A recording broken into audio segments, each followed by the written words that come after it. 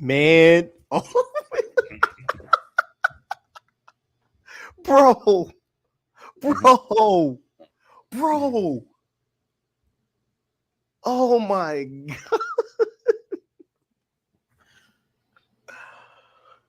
God. What a day it has been, hasn't it? Yeah. Yo, we're live. I know. I'm just here. Oh, hey guys, welcome to Superherocuts podcast, where we're talking about these Marvel, DC, and Star Wars. It's your boy Stevie Hayes, joined by Jerry. Brother, how are you doing today? Fantastic. Extra fantastic. How are you?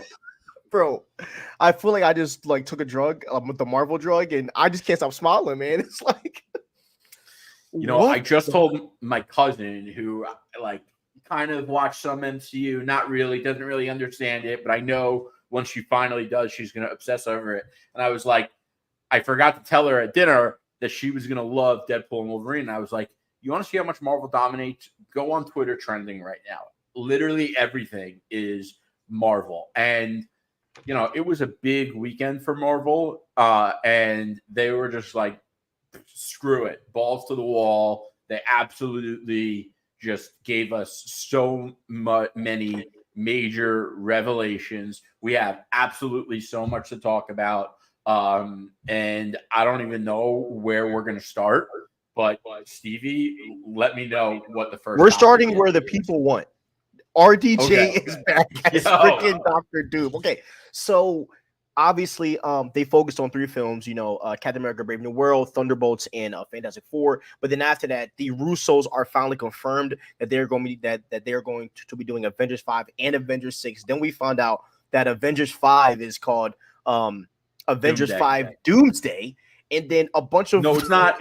You got it wrong. It's just Avengers Doomsday. Sorry, Avengers Doomsday. Yeah. Avengers Doomsday, and then a bunch of Doctor Doom minions walks out, and then they said something, and I'm paraphrasing, but they basically said to replace Kang, whatever, we had to get, or to play Doctor Doom, we had to get the best actor in the world, right? And then this man shows up in a Doctor Doom mask, takes it off, and it's Robert Downey, and then he's just sitting like this, and you guys see it in the thumbnail.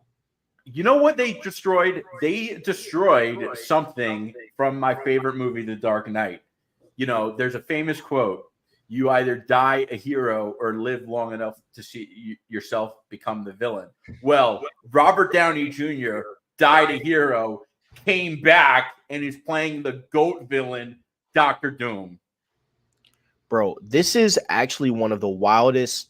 This is actually the wildest news I've heard in my Comic-Con history of covering this.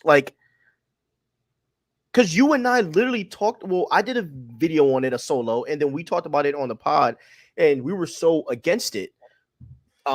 Because we had a certain way that we thought it was going to happen. You know what I mean? Know. We wanted Daniel Craig or Mads Mikkelsen, and but the truth is Robert Downey Jr. is going to crush this, and I now 1,000% believe that Iron Man is going to return in maybe Doomsday, but definitely Secret Wars. 100%. They already have a new contract with Robert Downey Jr. They're going to do it. And they 100% could have him play Dr. Doom and Iron Man in the same movie. I mean, they had the movie The Parent Trap from the 90s had Lindsay Lohan play the twins of herself. Okay, so if The Parent Trap could do it in the 90s, Marvel could do it in 2026. Yeah, dude, this is fire, bro. This is literally fire, and I think that this is the best. We had a lot of other choices, and I don't think Downey's going to be Doom forever. I do think this is a limited thing. He's going to be a variant. Yeah, there will be another Doom that will. I don't know about that. I don't know about that. I disagree with you there, because you can't have Robert Downey Jr. play Doom and then swap in a substitute, because that substitute is never going to live up to Robert Downey Jr.'s Doom, and they're setting themselves up for failure. You just can't do that. A lot of people are already saying they don't want to ever see an Iron Man recast.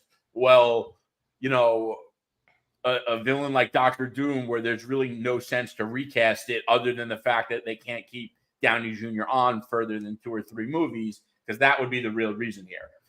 Yeah, 100%. So in Hungry Almighty, I'm not sure if he's playing the Tony Stark variant.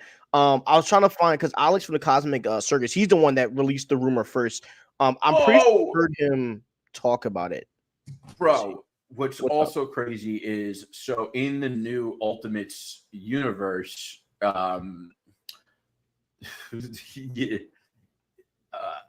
Tony Stark is Doom. And what? In the new Ultimates universe, Tony Stark is the Doctor Doom.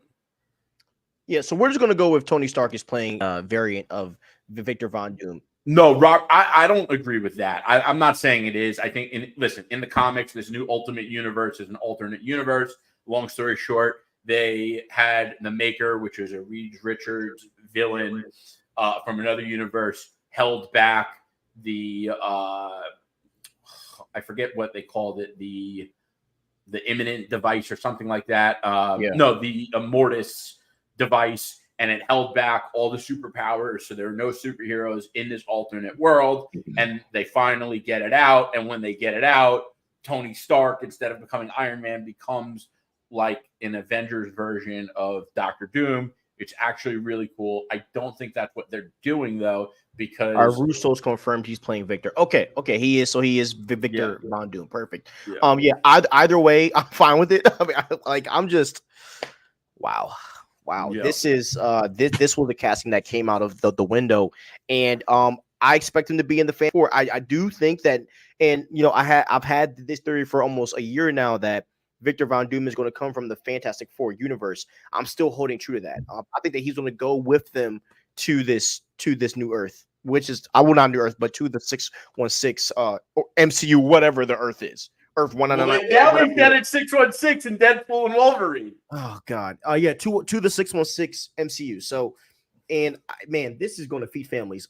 Yeah. So shout out to Kevin. Now I got to give some shout outs. Shout out to Kevin Feige, because we complained. A lot of us fans complained. I don't think we were as bad as others, because not all of our content is just about just complaining about the MCU.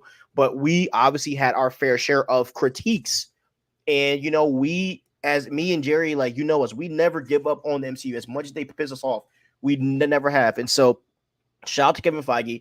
I am really happy about this casting, but also, all in all, I am really happy about the slate for 2025. We are getting Brave New World, which I think is going to be a banger. Then we are getting the Thunderbolts, which I think Thunderbolts can really perform well, but they have to sell it, because a lot of fans don't really. I feel like a lot of normie fans don't know these characters as well, so you're really going to have to sell it. But I think putting Florence Pugh at the helm, a lot of fans know who she is, so I think that's a really good way to make her the lead. And then third, the Fantastic Four. I think the Fantastic Four is going to be a really good film. And it's funny because this dude Pedro was at Hall H, and then he released what his hairstyle is going to look like as Reed, which is just funny how things are shaping together. And I really, and we'll get to the Fantastic Four, but let's finish up the Doom stuff. We are excited for this. Yeah. We have been saying, all right, it's obvious that Marvel is back in their bag, but we did not know how much.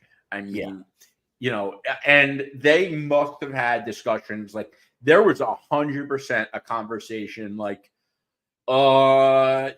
should we really be giving them all of this information on the weekend of our only movie releasing this year? And Kevin Feige was like, screw it. It's like that meme where people say F it, and then that Meek Mill song plays and they go like, highlights, and they'll play the highlights of someone. But they did it, and I think people are going to love Robert Downey Jr. as Doctor Doom. Doctor Doom, I think, is like he's the number one character that everyone goes crazy about, and there are a lot of people that go crazy about him that have no idea why. They just go crazy because us comic fans go crazy. They don't really know Doctor Doom because they never got a legit portrayal of him in the movies. But I think Stevie's right, because Doctor Doom as much as he is an entire Marvel Universe villain, he really is a Fantastic Four villain, given his origin and everything. I think he's going to be in Fantastic Four, and I don't think he's going to have a big role in Fantastic Four, but I think at the very minimum, it'll be the post-credit scene. I have a lot of things to say about Fantastic Four too, but I'm a little upset about Kang. If there was a way to take Kang out of the picture, this was it, but it does suck that we never really got to see Kang's story. I thought I saw someone else comment like, so what, you built up Kang's story just to like, their intention when they were building up the Kang story wasn't for it to go down like this. All right. They didn't intend to pull Kang out of the picture because the actor had a scandal. And, I think that a lot of, there's a lot of false blame that goes around with Marvel. There are a lot of things that have happened over the course of post-Endgame Marvel that haven't worked out, and the blame is incorrectly placed in a lot of ways. And I think Kang is one of those things that, people blame, oh, well, Kang just wasn't a good villain. Like, that is 100% not true. Even when Ant-Man Quantumania came out, even the people that didn't like the movie all said Kang was amazing. Jonathan Majors performed. I just think that, at the end of the day, phase 4 or 5 or whatever wasn't going as well. And then the actor got canceled, so to speak, or whatever. And, they had to pivot. And when they pivoted, they decided to go, full throttle and just give us Dr. Doom. And then I think they decided to do that. And then they were, I think the afterthought was, wait a minute, if we're going to do Dr. Doom, let's see if Robert Downey wants to do it. And then he did. And then they were like, okay, well, obviously if we're bringing in Dr. Doom, we're not calling it Avengers Kang Dynasty. We're going to call Hold on 1 second. Darren is calling me. Let's see what he was talking about. Darren, you're live on my podcast, but you feel so Jerry can hear you, the podcast can hear you. Feel free to talk, bro. Oh, word? This is perfect because I was going to talk to you exactly on the news that just dropped. Yo, wait, where you at? I was just got done from a grad party, so I'm hopping in the whip and I'm heading home. Okay. If I kind of want to send you the link so you can just talk on the phone, so you can just talk to me through the stream, because it can still hook up on your car. Yeah, no, actually that's fine. All right, bet. I'm about to shoot you the link now. All right, bet. Yo, peace.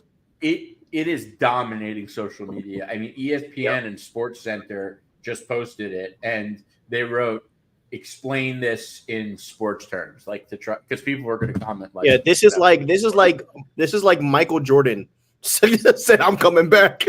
Yeah. And this is like Michael Jordan saying I'm coming back, and he came from a different earth in his prime MJ. Yeah. And we're going to throw some strays here, but Michael Jordan never said to the Chicago Bulls, you got to have my son play on the team. Okay, now I'm a LeBron. Watch your mouth, number one. Bam, bam, bam. I didn't like that. I ain't like that. Do you think Bronny belongs on the Lakers? I think his best chance at getting to the NBA is being on that team. That's an honest point of view. I can respect it. Listen, you could like LeBron all you want, and I have a lot of respect for LeBron as a player, but I do think it's a little ridiculous that.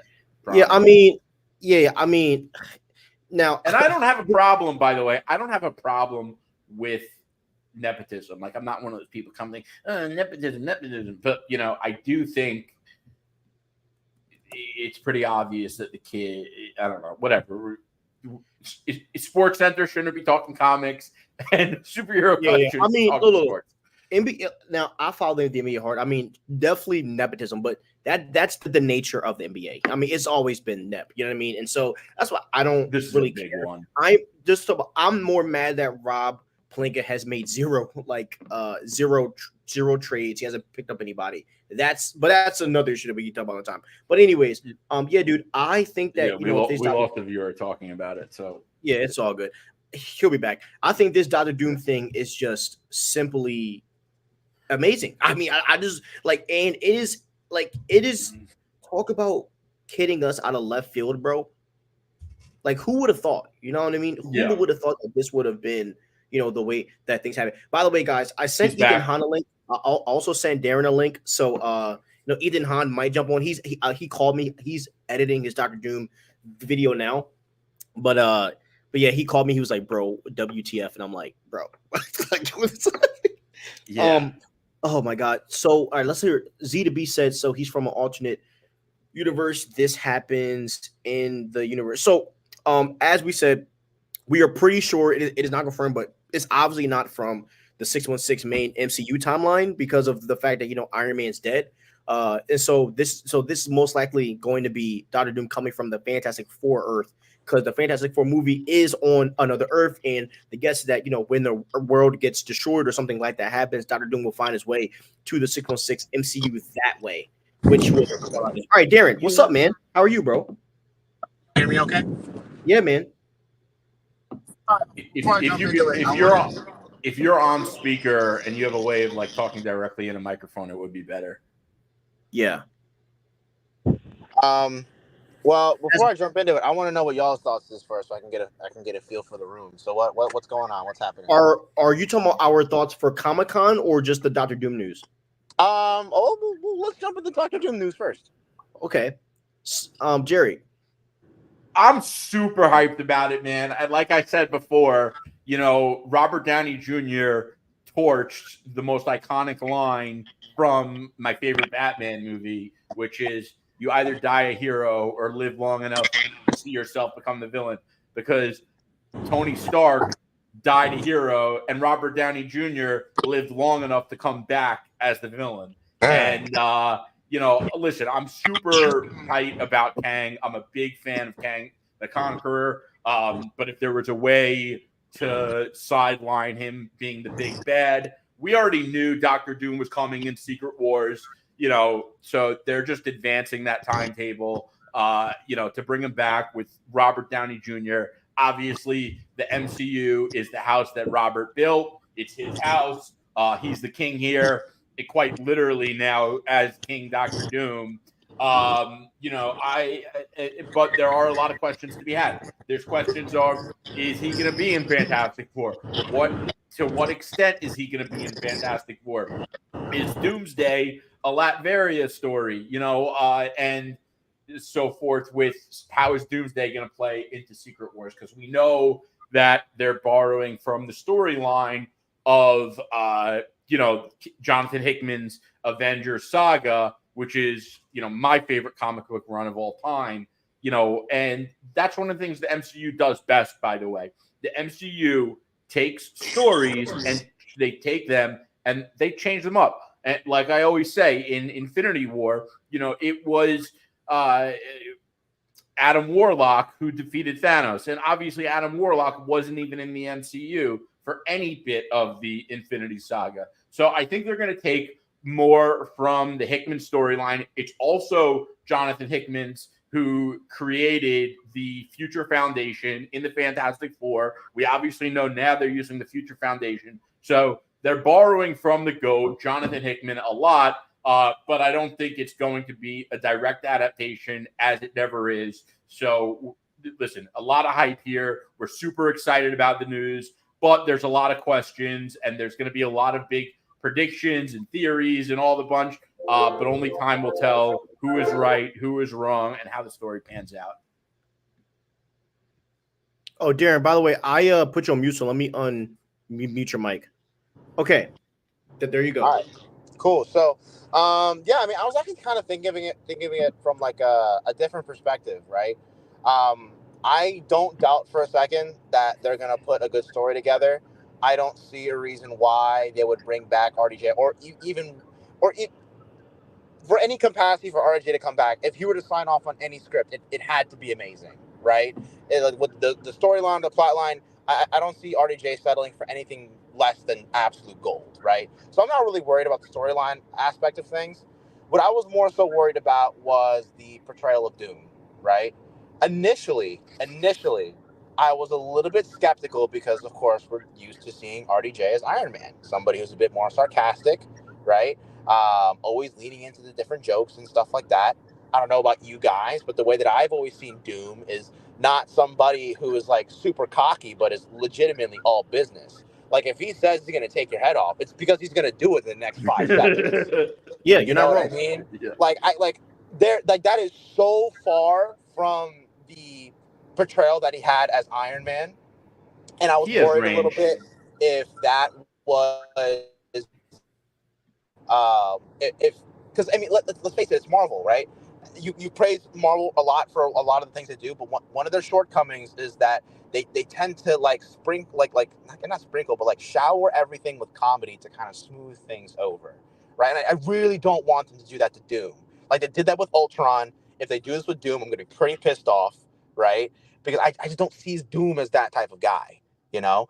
But then I thought about it a little bit more, and I'm like, look, bro, this is RDJ. Again, like this guy is not gonna sign off on this thing unless he knows what's going on. And I think RDJ cares enough about the MCU. Like he really thinks like this is his child, like this is his baby, like he helped like raise this from the ground up, that I think he's gonna take it incredibly seriously. I think it's gonna be an amazing portrayal of Doom.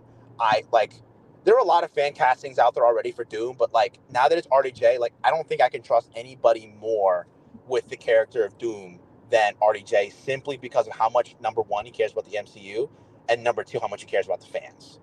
So that's personally my two And cents on the and casting. also the Russos. Like I just think Marvel, when they are in their bag, they are capable of putting out fire on demand. And I just don't think that, I didn't mean to cast any doubt on RDJ doing Doom. I think it's going to be amazing. I think it has the potential to top Infinity War and Endgame.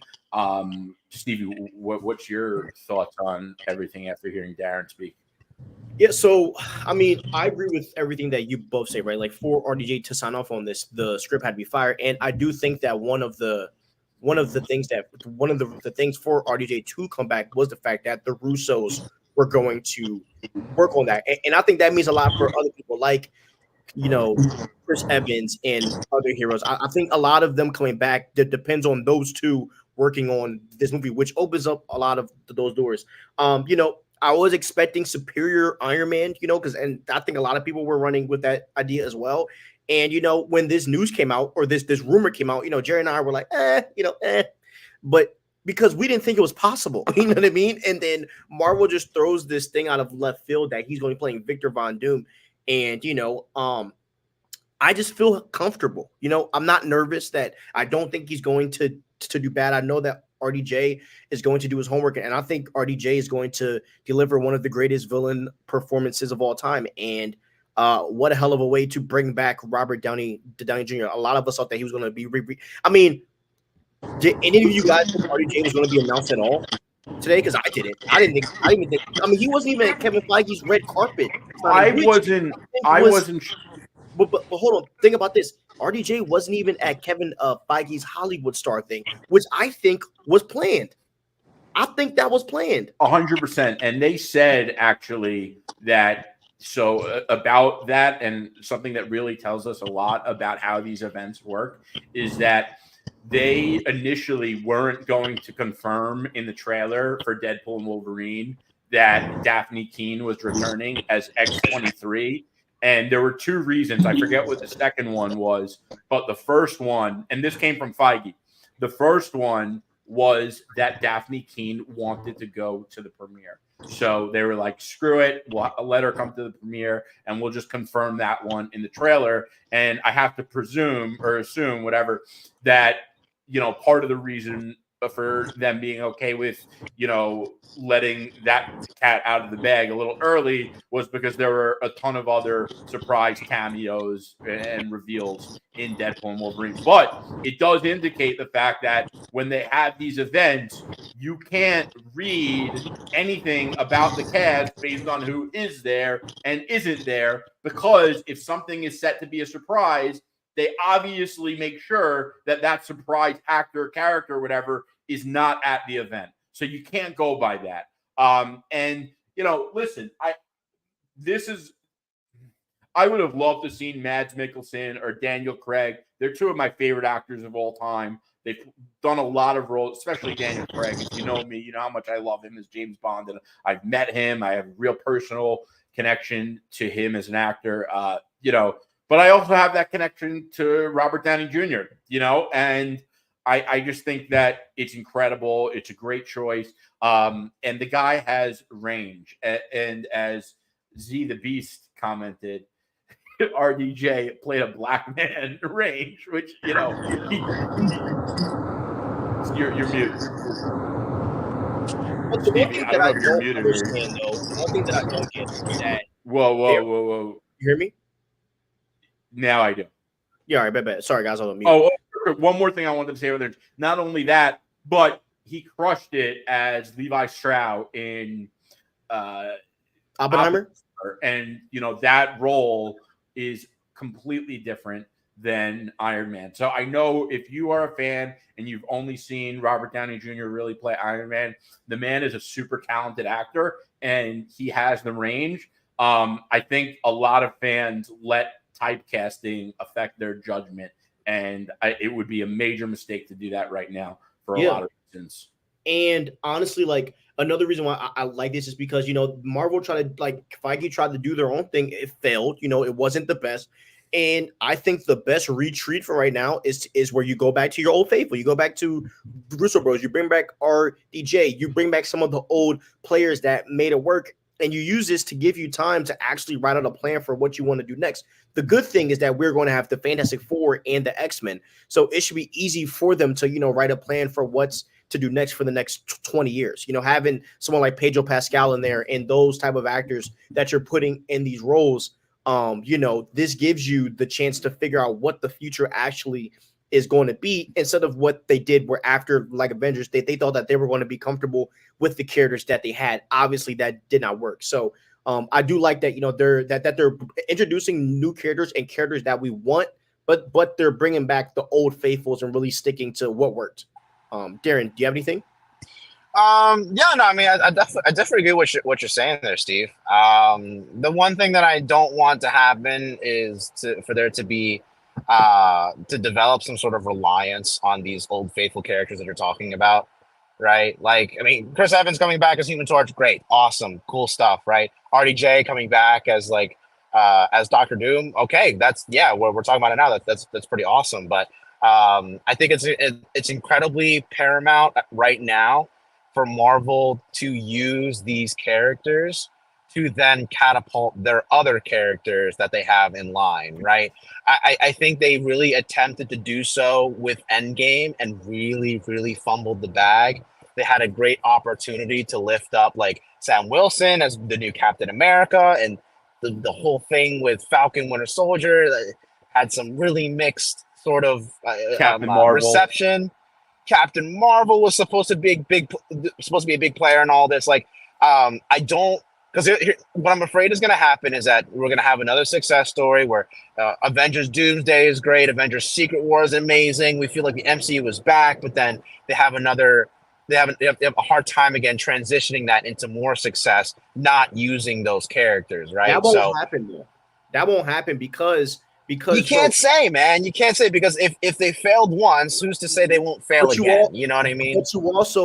But you also got to take into effect, like Doomsday, like the character that they don't have to sell is Dr. Doom right now, bro. Reed Richards is the character you have to sell, bro. Reed is going to be the center of the MCU, and I believe that the Fantastic Four and Pedro Pascal playing Reed, bro, is the most important role, and right now is the most important movie leading up to Secret Wars. If you land Reed And if you landed the X-Men, that gives you 20 to 30 years of MCU content on that alone. Not to mention Tom Holland's, Spider-Man and Charlie Cox coming back as Daredevil as well. They're like, bro, Marvel has brought back a lot of players in the fold.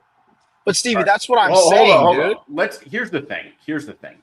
Number one, let's focus on now because we have a lot of time and a lot of things that need to land before we come out of Secret Wars. And, we were hitting a real breaking point where it could have happened that this Avengers cycle, by the way, I define an Avengers cycle different than a phase. An Avengers cycle meaning the full Avengers story is over, meaning Avengers Infinity War and Endgame was an Avengers cycle. So Secret War is after Secret War, that will be the end of this Avengers cycle. Marvel cannot afford to have an Avengers cycle as a failure. And what Marvel just did today was confirm that this current coming Avengers cycle that we're already in is going to be a banger. And that is more important than focusing on coming out of Secret Wars right now. I hear you, Darren. And I think a lot of the things you're saying are valid, but I also think let's cross that bridge once we get there. And I also agree with Stevie. Fantastic Four is 100% the most important movie in this Avengers cycle because they are bringing in the big new team. Reed Richards is the smartest man in the Marvel universe. And, one of the things that defines the Marvel universe differently than other IPs out there is that they lean heavily into science fiction and science as a whole. All their big characters, all Marvel's big characters have a lot to do with science. You name one, they have something to do with science. And the Fantastic Four are one of the biggest ones in that aspect. And if Fantastic Four fails, not only does this Avengers cycle fail, but the next Avengers cycle is starting out in a bad place. As far as the mutants, I think the mutants are coming in. I think it's interesting that we're talking about these slates and there are no mutant movies confirmed. We know when they go through these slates that there are always unannounced or untitled projects, and I'm sure one or two of those have something to do with the X-Men.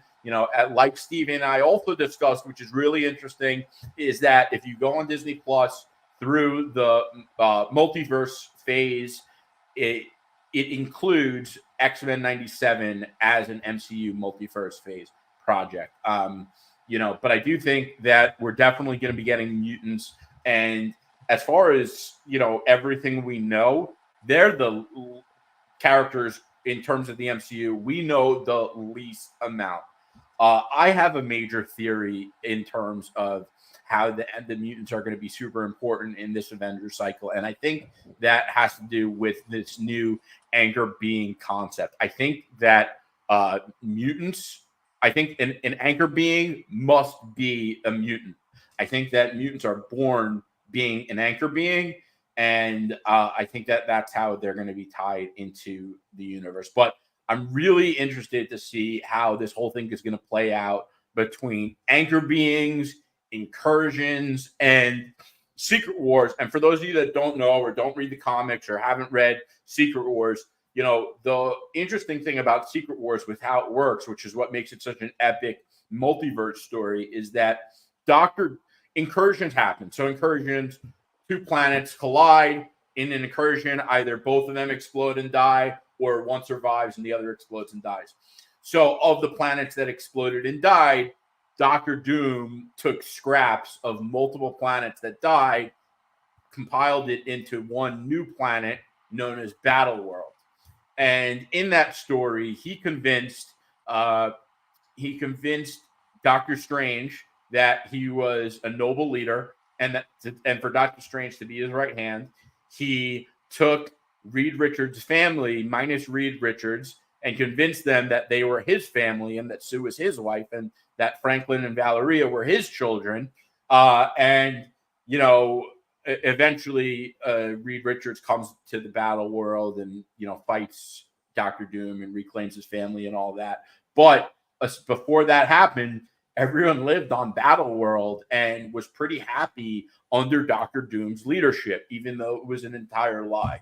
And that's what makes Doctor Doom such a unique character. Is he is super sinister. He is a master of both science and sorcery, and he is willing to do things and to go to lengths that most villains just won't. And it's interesting because with Thanos, obviously he did go to crazy lengths, but Thanos only did it for one purpose. Dr. Doom will do it for whatever. Okay, yeah, I mean, I get what you're saying, right? I'll first touch on the point of like the future of the MCU and stuff like that, because that was our original conversation. Yeah. I'll leave my opinion at this, right? What we witnessed in the original Infinity Saga, like what you're talking about as far as Infinity or like Avenger cycles, right? We witnessed our core group of Avengers, right, do a lot of the main lifting throughout those entire movies and a bunch of other ancillary superhero characters around them. So when they ended up dropping out, either retiring, dying, or moving on to other things, to us as fans, it felt like we were left with just a bunch of side characters, which is why you saw all the memes after Endgame where it was just like, oh, like what kind of Avengers are we getting here? We have a bunch of scrubs, right? Like I'll equate it to basketball because that's one of the biggest things that I know best, right? When you have your star player leave your franchise and you have just a bunch of scrubs on your team, right? You kind of are left defenseless and you have to tank and you're gonna suck for the next couple of years, right? If Marvel's okay with stomaching that, then fine, by all means. But what I'm saying is there's groundwork that can be done now. I think Marvel's putting them. I'm saying this because they put themselves in an incredibly good position to set themselves up for the future. Because RDJ isn't coming back as Iron Man. He's not coming back as Reed Richards. He's coming back as the villain, the one that's supposed to be taken down, right? So which means that it does have to lift up all the other Marvel heroes, right, in order to take down Doom. So they put themselves in an incredible position doing that, right? They have to so build I up just these characters. I exactly. So that's what I'm saying. So that's why I bring up this point is because they really need to be able to land this. Like this is absolutely imperative. This is probably one of the biggest sagas in the MCU because it will dictate whether they're going to be successful in the future or not. Right? Like that's what I'm saying. We can have a great Secret Wars, but if they're not going to do their best to build up all the characters that are going to be taking down Doom, right? Like if we're going to have just another Infinity Saga where everything's just about Doom, don't get me wrong, I would love that stuff, but I think that's going to be more detrimental to the MCU. I you know what I mean? Then based on cameos, because people always get excited on the cameos, and I'm like, if they're not bought into the story and they need to rely on cameos because they can't build up the characters they already have, like Sam Wilson, you're going to have a problem. And I get what you're saying too, because there's going to come a point where they don't get to bring back Robert Downey Jr. to play the villain, and they can't keep doing this, and they can't just keep relying on things from their first Avengers cycle. And eventually these new characters are going to have to stand on their own. I 100% agree with all of that. It's a fair point. And it's, now that I realize, because I said, let's cross the bridge when we get there. It's a fair thing to bring up now because they need to build up the characters now to stand on their own come the next Avenger cycle. But that's what they're doing. We are getting. That's not what they're saying they're doing. We are getting Fantastic Four. We're getting Thunderbolts. They are trying to sell us on the world that we have right now. Like, bro, Thunderbolts and Brave New World, they're both grounded projects. And then Fantastic Four is not as grounded, but it is happening on another Earth. But and this project is going to bring us to the MCU timeline. So, I agree with what you're saying, but let's not act like they're not trying to sell us on this world. That's the whole point of Brave New World and Team Island, and the fact that we just heard that Adamantium is going to be in the freaking movie. That alone changes a lot of how we're going to see things, and the epitome of that groundwork, the epitome of us being sold on this. The mutants have to be landed correctly, and I think, and to be honest, I am happy about RDJ coming back, but RDJ as Dr. Doom is not the most important thing that is to be focused on. To me, the most important things that you need to focus on is, number one, how the hell do the mutants and the Fantastic Four get into the MCU? And those two things are what matter the most. more than RDJ, more than Chris Evans coming back. Those characters have to be sold well. And Well, if you can't sell the X-Men and the Fantastic Four, the MCU's done. well, here's my thing. I think Marvel already has the formula. They had it in phase 1. You create a bunch of solo movies based on individual characters. The first Avengers movie, right, is set up to bring all of them together. The second Avengers movie tests them to then breaks them to the limits of their relationship, and the third one has them coming out as the victor, right? So, but that's what I'm saying. I think they're going about it wrong. There's I don't feel like there's a solid Avengers team. You know what I mean? What I worry about Avengers Doomsday is that we're bringing Doom in too prematurely. Because let's face it, Doom's the big bad. He's the one that we're gonna have to really work. That's the big bad of this current MCU, right? He's the biggest Thanos you could have possible. exactly. And we like Thanos came in after like on the third Avengers movie. Like I'm not confident in a team right now that can take down Doom. I just don't. I can't feasibly think of a way that is possible. So like if I get what you're saying that they're bringing in Captain America, they're trying to build up all these characters, but I really think there needs to be some sort of team movie, whether it's the Fantastic Four movie, whether it's another sequel movie where we get to see at least the fledglings of an Avengers team. I think that needs to happen right before. Exactly. I think that's a fair point.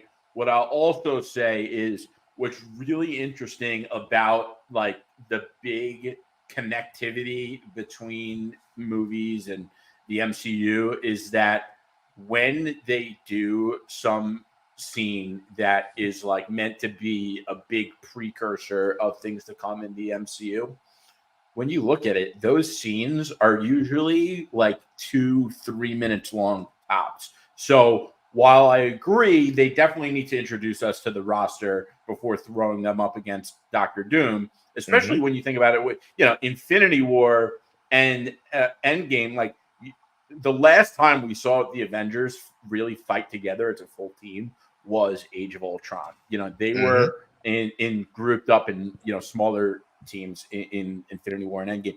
But, go back to, for example, Guardians of the Galaxy, when the Guardians meet the why am I blanking on the guy's name? The Collector. And we first see the Infinity Stones. That scene was like 2 minutes, and the first scene when we see Thanos is like, I don't even think a full minute. And that was in Avengers or was it Avengers or whatever? They're either the movie when he's in the after credit scene.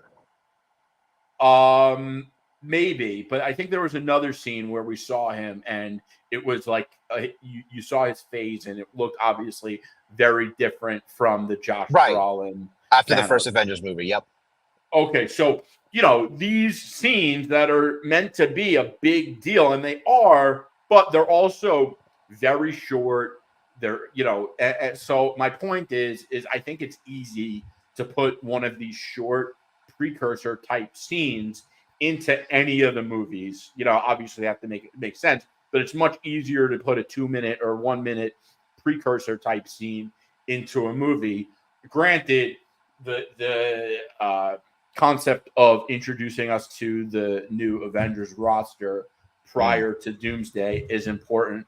But the other thing is, and that's, I think Brave New World is such a big deal. And they said it in the trailer. Like, I think it was Ross who says to Sam, I'm looking for your help to put a new Avengers team together. So maybe that's the movie where it happens, or at least starts. But at least we know that it's not just us hoping for them to do it. They are talking about it in front of us. It's not a clip that we read. I'm pretty sure we saw it actually in the Brave New World trailer. But I do think that the Avengers roster, like movies like Brave New World, really need to land for a lot of reasons. But they need to establish Sam as a top tier Avenger, and they also need to establish him as Captain America. And the movie needs to be good. It's a Captain America movie, all that. But once you look after Sam and you talk about the Fantastic Four, by the way, I think Spider-Man is going to have something to do with the Fantastic Four, considering they're confirming it is the Future Foundation. For those of you that know, the Future Foundation is an alternate Fantastic Four team. When Johnny Storm, the Human Torch, died, so they recruited Spider-Man to replace Johnny Storm, the Human Torch. And when they did it, they felt it was only right that they renamed the team because they couldn't be the Fantastic Four without Johnny. And Spider-Man was the fourth member of the Future Foundation until Johnny Storm eventually comes back. And by the way, that's another Jonathan Hickman story. So, all roads lead to Hickman. He's the GOAT. And, I think once you talk about it, we have the Fantastic Four. We have Spider-Man. We have Sam Wilson. I don't know who else is going to be a big player at that point. I mean, Deadpool probably.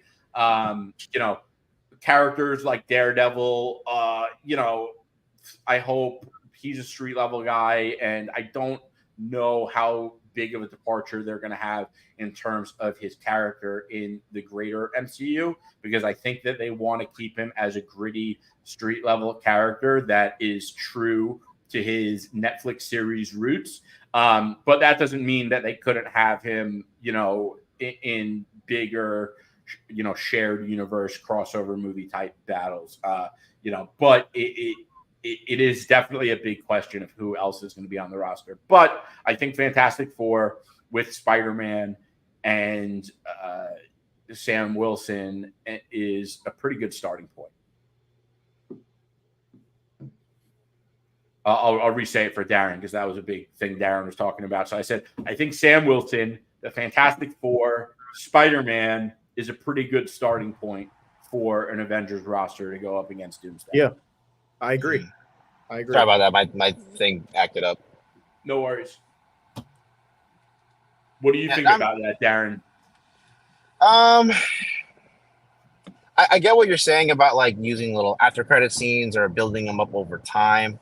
I just think phase one, like that's what really brought everybody in. And I think a big part of that is seeing all of the Avengers back to back with each other, facing some sort of opposition and getting ready to fight, right? Where the whether it's Sam Wilson as Captain America giving out instructions about how to go about things, that like a clear team leader has been established, and they're finally coming together. Like we can all admit, that moment in that first Avengers movie is when everybody realized, whoa, this is something special, right? I think that was the biggest connecting force throughout not only Marvel Phase 1, but Marvel Phase 2, but Marvel Phase 3. Like that was the heart that brought it all together. So I understand what you're saying about, slowly doing that over time, but there really needs to be some sort of big fanfare moment of just like, okay, this is the team. This is them all in that slow-mo shot where they're all back to back with each other, ready to fight, whatever it may be, because I think those moments are very important. And I think that's what sets up the fan excitement. That's what, sets up the heart of the rest of the films going forward. I think they're going to deliver with the story leading into Doomsday and Secret Wars. I think they're going to win you over. I think the new team is going to be legit. And, I also kind of like the idea of multiple different teams. Like, I think it's cool that there's going to be the Fantastic Four, the Avengers, the Thunderbolts, and obviously the X-Men. I don't know that the X-Men are going to take center stage before the next Avengers cycle. I do think that we might meet some mutants, and some mutants might have, pretty significant roles, but I don't think they're going to fully lean into the X-Men thing until after Secret Wars. I just don't think with the current slate, I just don't think there's enough time for it. But I do think that the anchor being is going to have to be like, I do think you have to be a mutant to be an anchor being 100%. And, I think that when that's proven to be true, I hope people remember that I was the one who said it from day one.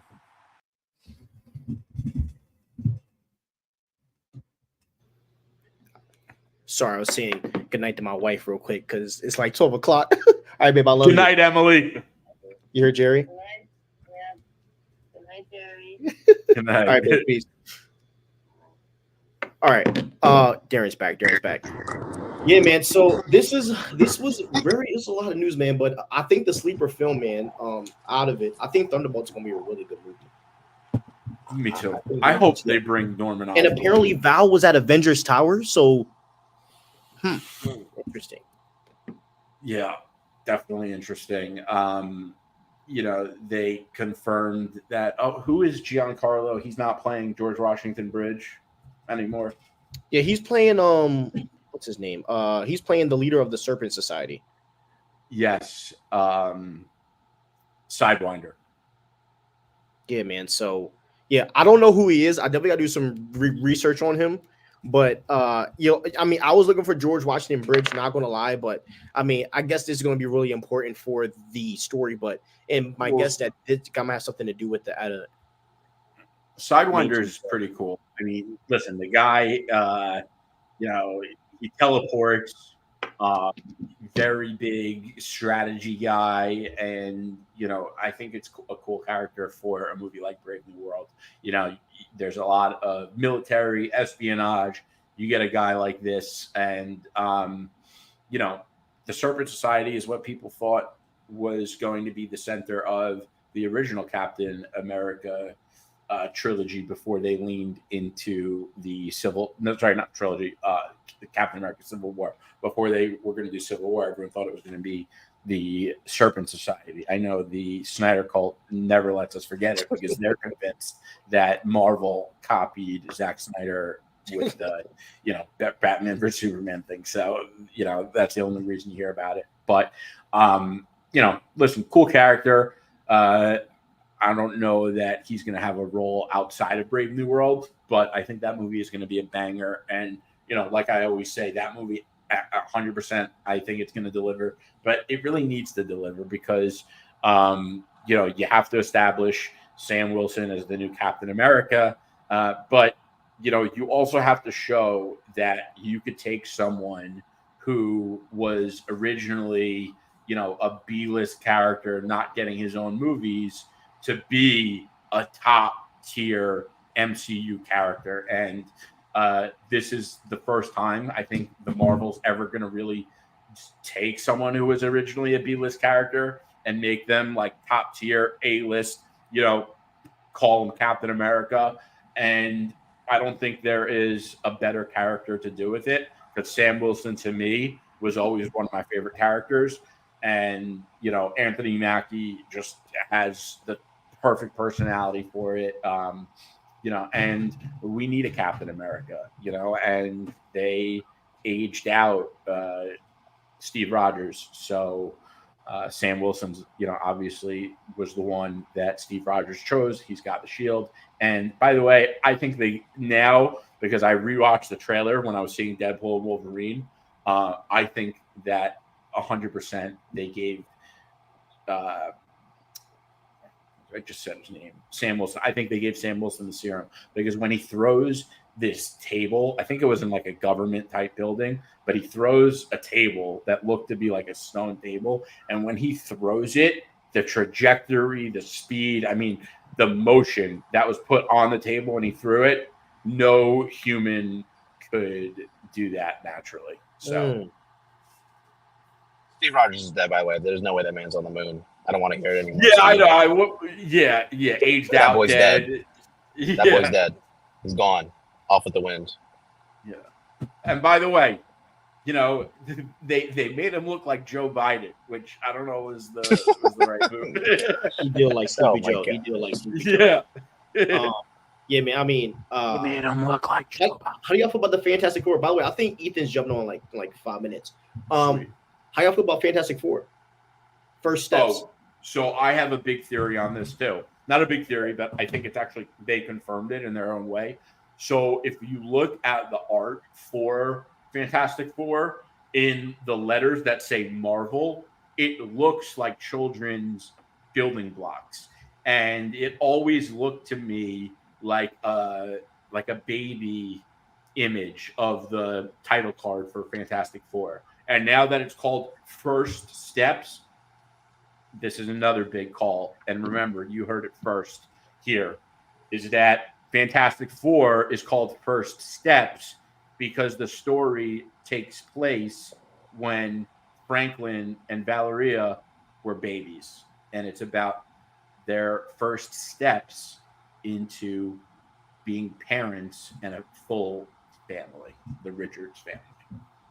It's a very interesting theory. Garen, how do you feel about the Fantastic Four First Steps?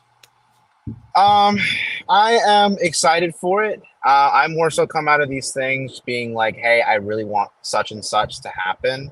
And I think my virtues on this film are a bit more generalized.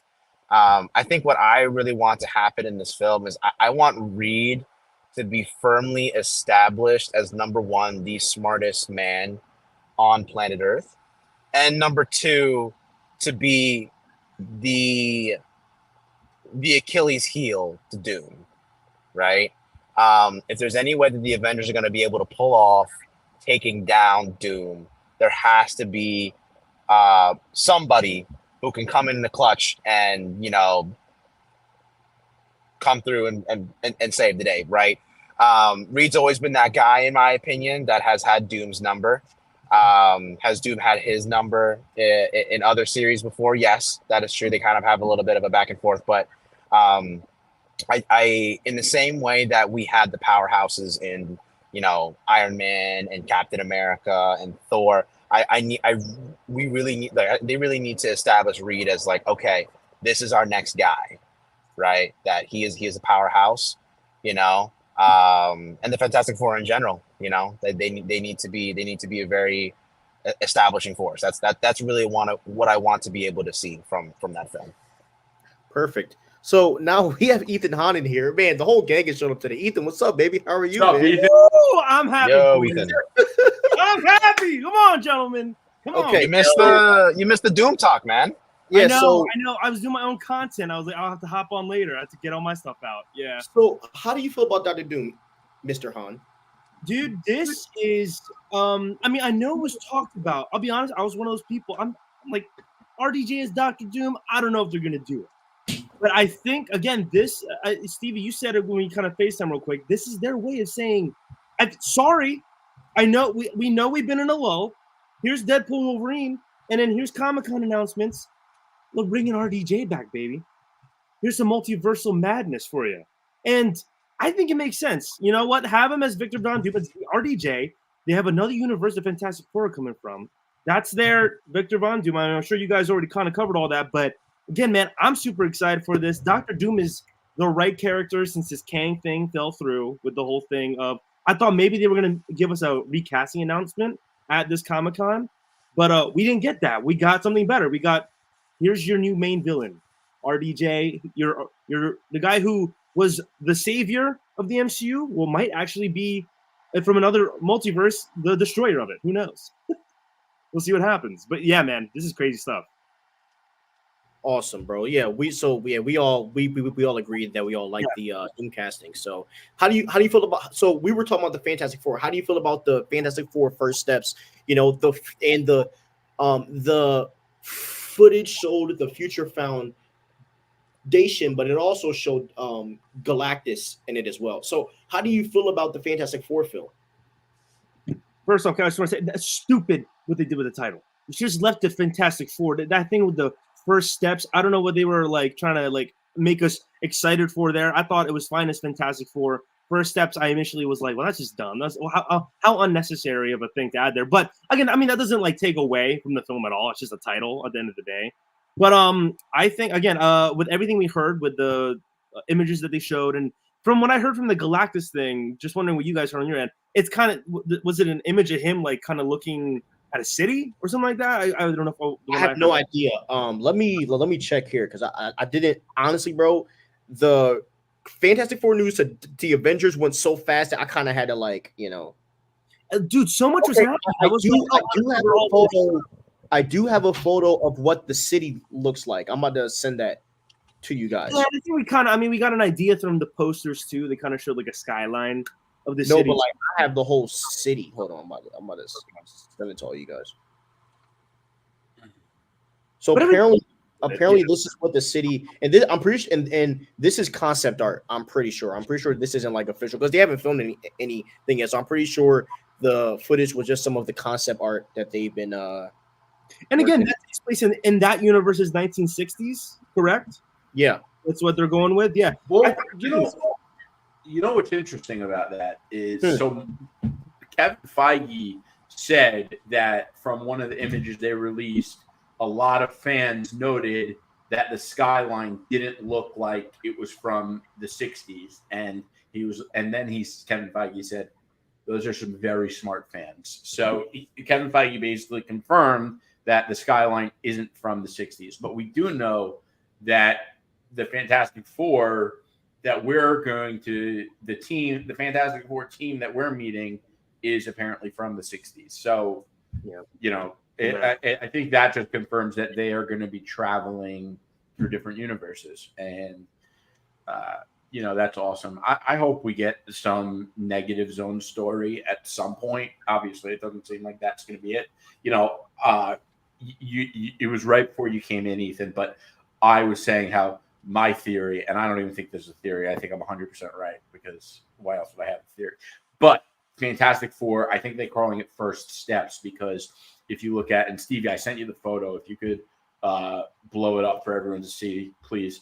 But if you look at this image that we're about to show, it really does look like a baby thing. And I think there was another image with the babies on the floor, actually, now that I'm thinking of it.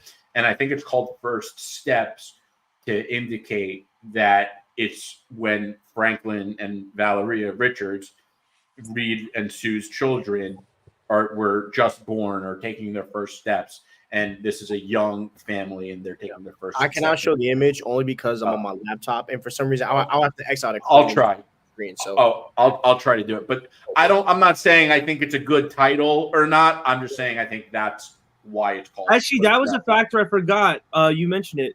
So because it also would make it different from the past Fantastic Four films. The kids are in this; they're gonna have their kids. And I was like, now thinking about that I guess the title makes a little more sense now because I didn't even take into the consideration of their children being involved. But I guess that makes it a little more sense. But again, the title thing doesn't take too much away from me. But that's another factor. I thought it was cool having them, and I think they're gonna have.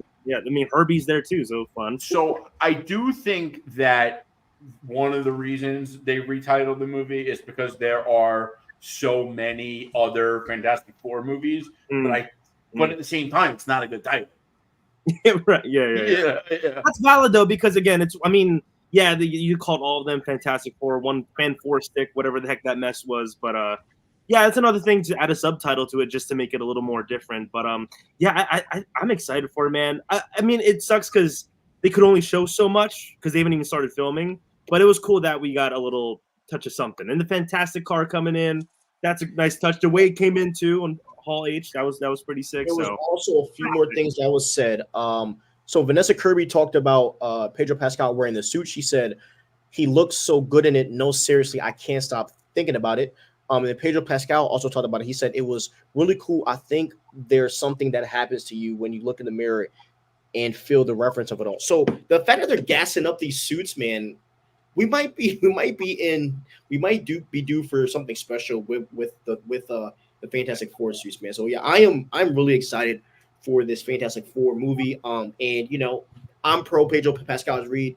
Obviously you guys know if you watch the show for a while, me and Jerry have always gone back and forth because he's very like iffy about Pedro Pascal taking the Reed role. So I hope that he can prove Jerry wrong, and I hope that he is the best Reed that we've ever had. And I think Pedro will be an image actually released before Comic-Con showing what his hairstyle is going to be. So I am really excited, man, to see them with the gray though. I need the gray. Great stuff. I need the gray on the side, 100%. Yeah. Listen, I think Pedro Pascal is an amazing actor, so I have hope. I just think that I don't know. I think there were better choices. And I don't know what the word is for it. I could be wrong, but like stunt casting, because again, he's just a hot topic right now. And like, I love Pedro Pascal, but I just feel like when he got casted, my first thought was, is it only because he's like hot shit right now that we put him in this? Like you could have done anyone else, but again, today he could do a good. Probably could do a good job, and I like him. But again, like I agree, Jerry. Like there's so many other people, and it was probably just stunt casting at the end of the day. Yeah. I would have preferred John Krasinski. I love John Krasinski. I think he's perfect as Reed. I don't think Pedro Pascal looks like Reed. I saw the hair. Definitely, they did a good job with the hair. That's for sure. And I think the gray would. I think like because he doesn't really look like Reed, you really have to make sure you get the details right, like the gray. But the other thing about this casting is the Fantastic Four is the most important movie for the future of the MCU. And agreed. Reed Richards is the most important character of the Fantastic Four. So, like, he better blow me away. Mm-hmm. Also, I don't know if you guys talked about Michael Giacchino. Again, I'm a big sound score guy. Michael Giacchino scoring it like fantastic. Yeah, that's great. Oh, I don't know why I thought we didn't just talk about that. Mike is scoring the Fantastic Four? Yeah, I didn't know that. Pretty sure. I mean, I don't know. Hang on. That's big news, bro. Yeah, he's great. That's big news. Hang on, let's double check here. I'm pretty sure though.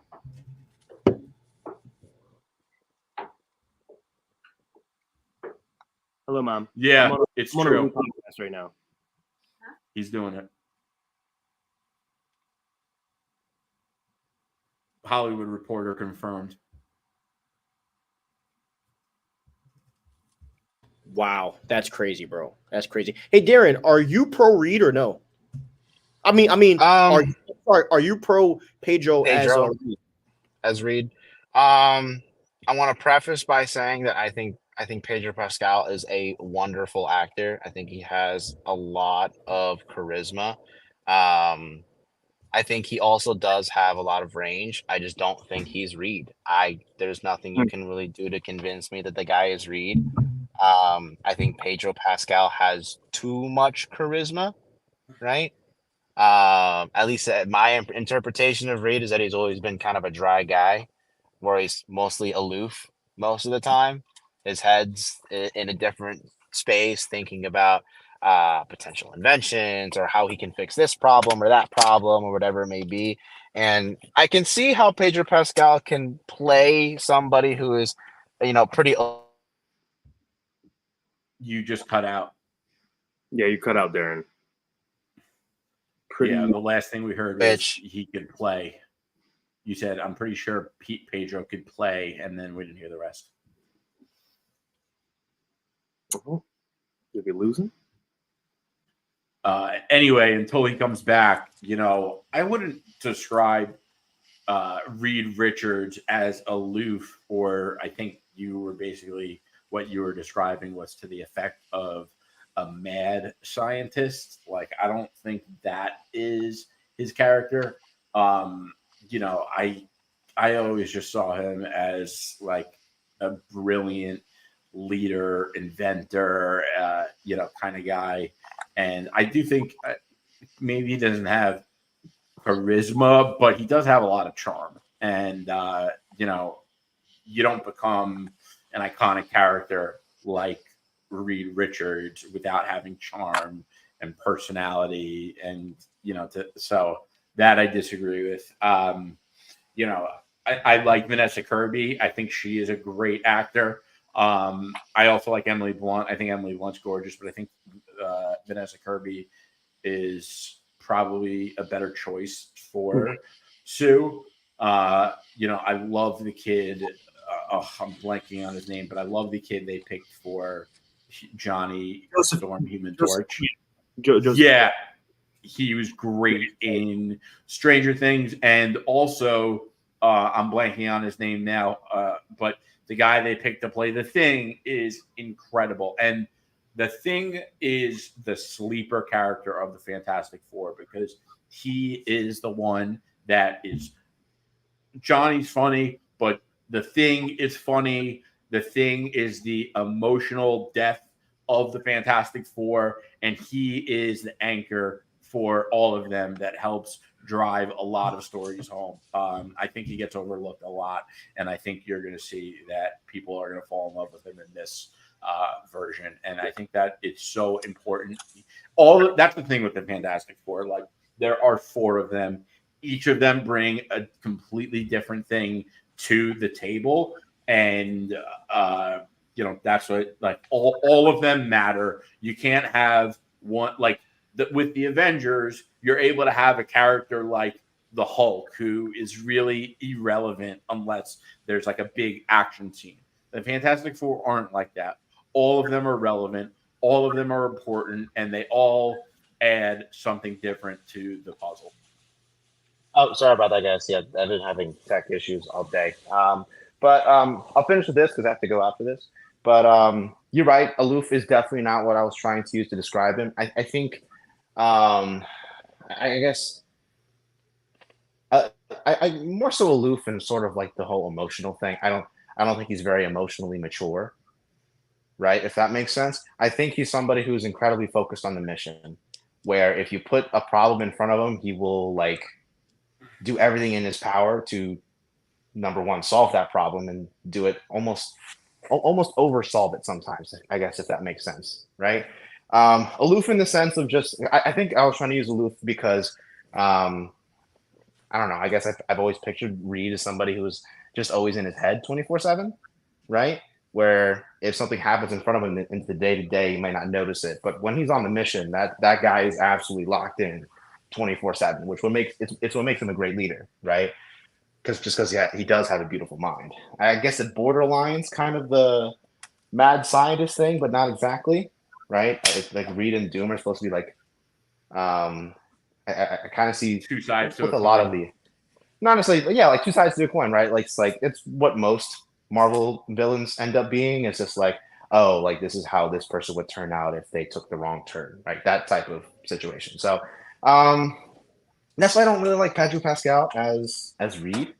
I can't really see him being that type of character. He can most definitely surprise me. I have my judgments are open. I will hold my judgments until the movie comes out. Exact way. I feel the same. I'm not gonna sit here and bash him on the internet, But if it doesn't work out, then I have everything ready. Question for you is: does the relationship that, for those of you that don't know, Sue Storm, Invisible Woman, had an affair with Namor in the comics? Is that the like history and story that leads you to believe that Reed Richards kind of has his head in the clouds with work sometimes and he's not emotionally available? I believe so. I think that might be where I might be drawing it from. Honestly, totally forgot that happened. And is that going to happen in the movie? Probably not. I mean, it's freaking Disney, for goodness sake. I highly doubt they would go that direction. But yeah. That's probably where I'm grabbing that from. I plugged it last time, but it really is so incredible. Like if you don't read comics and you do, and you want to learn more about the Fantastic Four, there is a 6-issue comic called The Life of the Fantastic Four, and it's an incredible read, and it takes you through all the history of the Fantastic Four, so you could really get up to speed really quickly, and it's a super enjoyable story.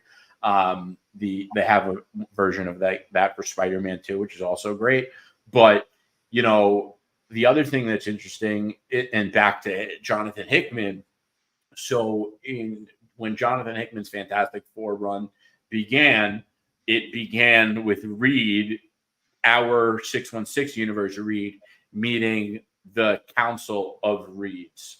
And, so you are familiar with the Council of Kangs from the end of Ant-Man Quantumania But the Council of Reeds was really interesting because Reed met a bunch of Reed variants, and they explained to him that each of them, in their perspective, did the right and noble thing by leaving their family behind to focus on big multiverse world ending problems.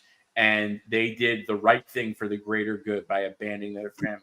And our 616 Reed was like, hell no, I would never think that this was the right thing to do, to abandon my family. And, so I think there is, more to Reed than someone that keeps his head in the clouds and, isn't there for his family.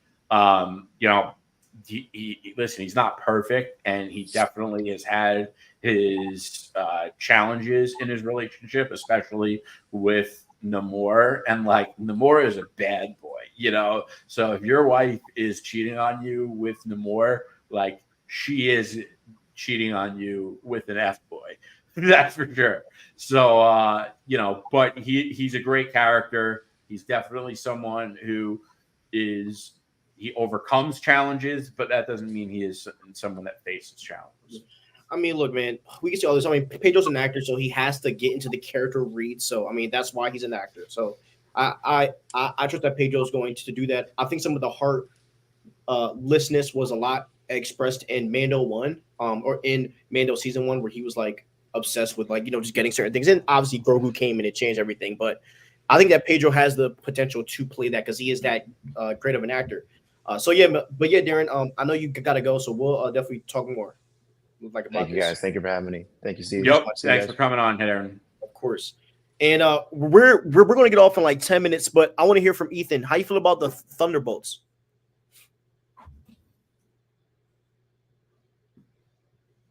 Ethan, you there? It looks like he's frozen. I think bro's frozen. I don't know. Wait, there he is. I'll look back in a second. But yeah, so we are pretty excited for just Comic-Con in general. We're really hyped for what's going to come. Obviously, there was DC stuff, a bunch of other news. So we got to go through all that. And we're going to cover that probably this Thursday because I'm out of town. No, there you go, Ethan. There you are. Yeah, there we go. I was like, did I lose them? Okay, there we go. How you feel about Thunderbolts?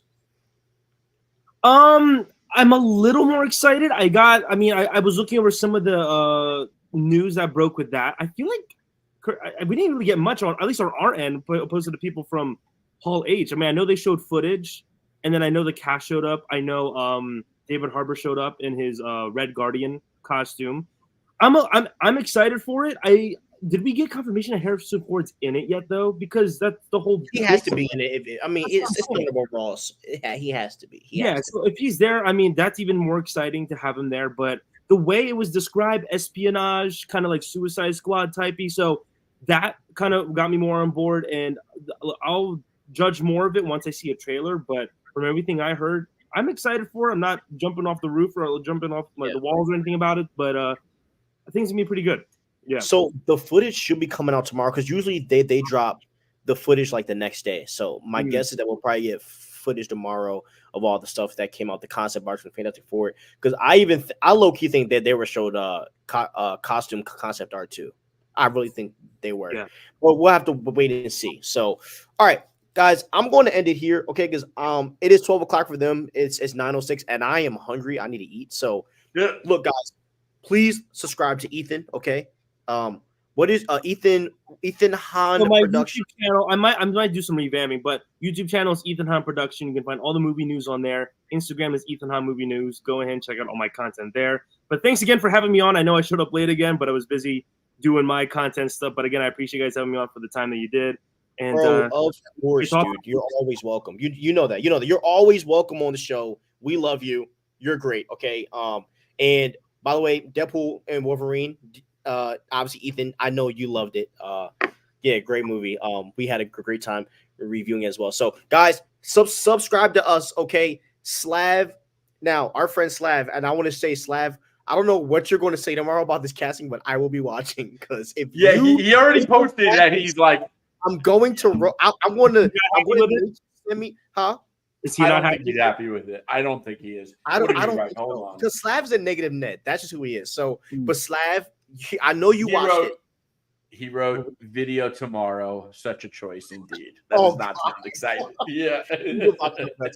If you trash this casting, I will personally join your show and talk to you because that's not right. Okay. Have a great night. Peace out. Stay crispy. Deuces. Peace.